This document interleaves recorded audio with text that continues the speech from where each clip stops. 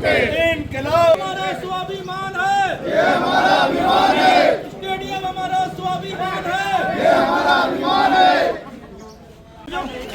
मुकेश है, चलो मुकेश है।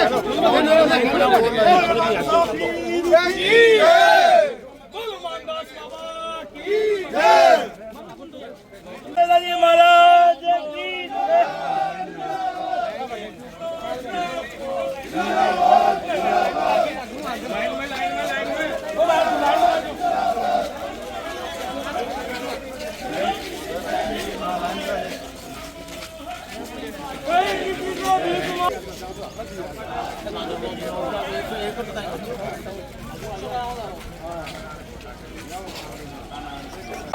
हम हमारा हक मांगते, नहीं किसी से भीख मांगते। जिला प्रशासन होश में आओ, खाकी खटमल हो बर्बाद, खाकी खटमल हो बर्बाद, खाकी खटमल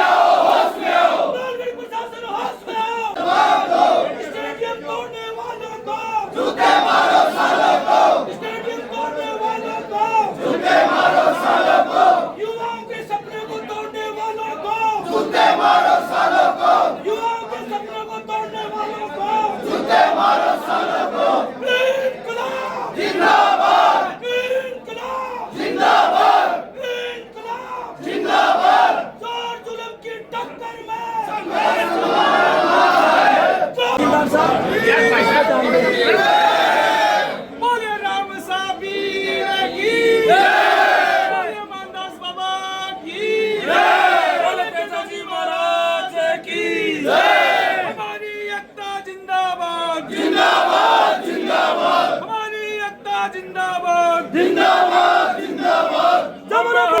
नहीं किसी से भीख मांगते, हम हमारा हक मांगते, नहीं किसी से भीख मांगते। जिला प्रशासन होश में आओ, होश में आओ, होश में आओ, होश में आकर काम करो, काम करो, काम। हमारी एकता जिंदाबाद। तहसीलदार साहब ने दिए 27 तारीख को, उसको वस्तुस्थिति से अवगत कराने के लिए आज ज्ञापन देने के लिए आए थे, लेकिन न तो SDM साहब मिले न तहसीलदार साहब मिले हैं।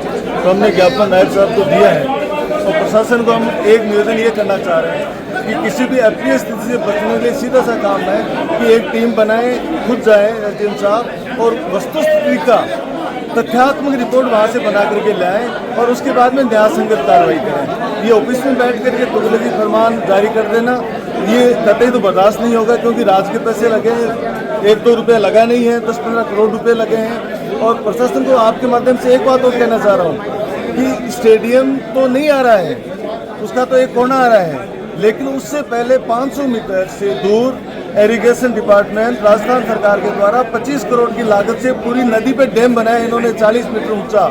तो पानी का बहाव तो वहाँ रुक गया, स्टेडियम में 30 मीटर ऊंचा जाकर के पानी कैसे टकराएगा?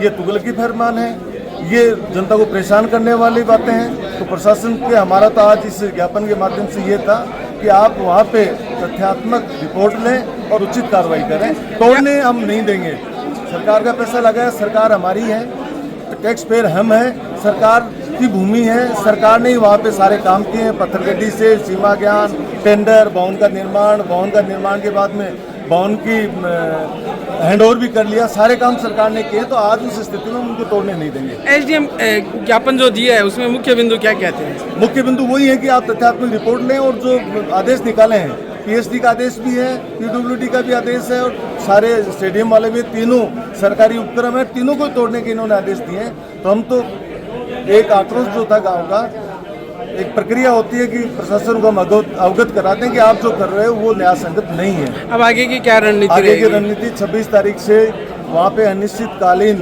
24 घंटे का धरना शुरू करेंगे, रात को वहीं सोएंगे और वहीं पे भजन पाठ करने। अब और तो क्या है, या तो भजन करें या सरकार की मारवाड़ी में क्या करना, बाहर गालना, तो वो बाहर गालना, तो दिन में काम है, वो दोनों काम ही कर ले, लेकिन तोड़ने नहीं देंगे।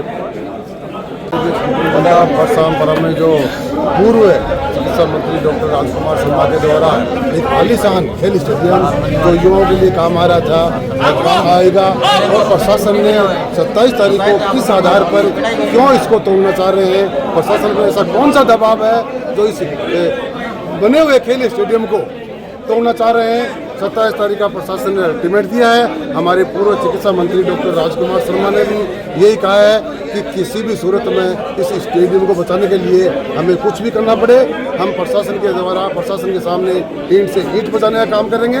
किसी भी सूरत में स्टेडियम को तोड़ने नहीं जाएगा।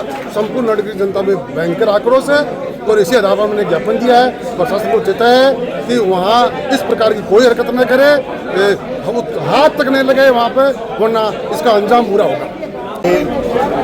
ये बड़ी विडंबना की बात है कि जमीन सरकार की, पैसा सरकार का, स्टेडियम सरकार का, इसके बावजूद भी न्यायपालिका ने किस प्रकार से या गुमराह के तरीके से आदेश दे दिया कि जमीन कैचमेंट एरिया की है जिसमें जल भराव क्षेत्र है, नदी का क्षेत्र है, तो उस नदी के क्षेत्र में शमशान भी बने हुए हैं और भी कई अन्य सड़कें भी जा रही हैं।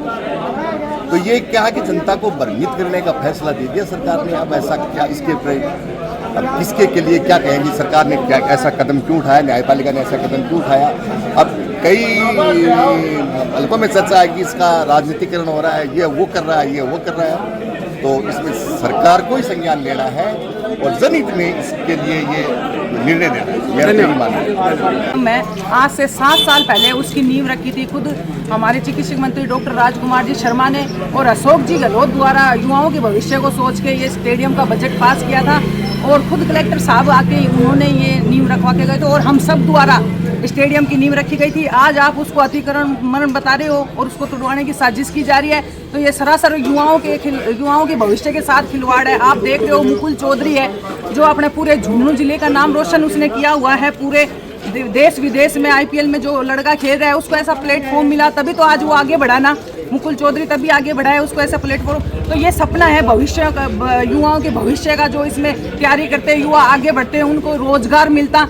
तो आज ये सरासर अन्याय हो रहा है स्टेडियम के साथ में। ये स्टेडियम हम किसी हाल में नहीं तोड़ने देंगे। दूसरा बात, आप बात करते हो कहाँ हैं विधायक जी। विधायक जी एक अपने स्टेटमेंट में बोल रहे थे कि मैं ये स्टेडियम तोड़वाने नहीं दूंगा। तो आप अगर तोड़वाने नहीं दोगे तो आप आज आओ, आप हमारे साथ हो और हमारे युवाओं की हक की आवाज़ उठाओ। ये नवलगढ़ का दुर्भाग्य है कि नवलगढ़ में ऐसा पहली बार हो रहा है कि राजनीतिक व्यवस्था के कारण स्टेडियम को तोड़वाने की आंच आ रही है, इसको तोड़वाया जा रहा है। बल्कि ये गलत है। मैं तो ये कहना चाहूँगी कि आपकी सरकार है, केंद्र में भी आपकी सरकार है और राज्य में भी आपकी सरकार है, तो आप इस स्टेडियम को बचाओ या फिर आप बचाना ही नहीं चाह रहे स्टेडियम को। आप युवाओं के साथ खिलवाड़ मत करो, ये युवाओं का भविष्य है। आप सब मिलके, हम सब मिलके स्टेडियम को बचाएंगे, अपनी ये मुहिम चलाएंगे। दूसरे मैं आपके मीडिया के माध्यम से ये कहना चाहूँगी, केंद्र सरकार में भी ये गुहार लगाने चाहेंगे और राज्य सरकार को भी कि आप हमारे स्टेडियम को बचाओ। और एक आदमी है जो आता है स्टेडियम के खिलाफ वारंट लेके आता है, वहाँ से बोलते हैं कि ये इनलीगल है। तो अतिक्रमण तो नवलगढ़ में और भी बहुत है, आप उनके लिए अतिक्रमण, उनको हटाओ अतिक्रमण में। आप युवाओं के भविष्य को क्यों खराब कर रहे हो। तो मैं तो यही कहना चाहूँगी कि स्टेडियम को बचाओ। और अभी एसडीएम साहब को हम ज्ञापन देना जा रहे हैं, तो एसडीएम साहब को भी हम यही कहना चाहेंगे कि एसडीएम साहब आप ये हमारी सुनवाई करो, युवाओं को भविष्य को खराब मत करो, वरना आप 27 तारीख को देख ही लोगे जो भी अंजाम होगा। हम हमारा हक मांगते नहीं किसी से भीख मांगते, हम हमारा हक मांगते नहीं किसी से भीख मांगते। आज हम सब यहाँ जो आपके सामने इकट्ठा हो रहे हैं, वो जो खेल स्टेडियम परशुरामपुरा को तोड़ने का जो आदेश 27 तारीख को आया हुआ है कोर्ट के माध्यम से, तो इसके खिलाफ हम सब एकजुट होकर एसडीएम साहब को आज ज्ञापन देने जा रहे हैं। ये नवलगढ़ का दुर्भाग्य है कि किसी ने एक एप्लीकेशन लगा दी और उस एप्लीकेशन को ना युवाओं का भविष्य के ऊपर ध्यान रखा कोर्ट ने और प्रशासन ने, और सीधा तोड़वाने का आदेश कर दिया। तो इससे बड़ा दुर्भाग्य तो हमारे लिए कुछ हो नहीं सकता। हमारा सबका आप मीडिया के माध्यम से एक आग्रह भी है और निवेदन भी है कि आप लोग जिस तरह से पहले दिन से इस स्टेडियम को तोड़ने का आदेश आया था, उस दिन से आप लोग पूरा इसको कवरेज कर रहे हो और जनता के सामने जो सच्चाई है वो रख रहे हो। तो हम सब मिलकर खेल स्टेडियम को तोड़ने नहीं देंगे। हमारे युवाओं का भविष्य इस पे टिका हुआ है और सरकार को और प्रशासन को मुझे तो ये अफसोस हो रहा है कि जिस दिन ये बना कलेक्टर साहब ने इसकी नींव रखी, एक कलेक्टर साहब ने इसकी नींव रखी, दूसरा जो कलेक्टर आ रहा है वो तोड़ने का आदेश दे रहा है। तो जनता के सामने प्रशासन की जो छवि है वो क्या जाएगी, कोर्ट की जो छवि है वो क्या जाएगी।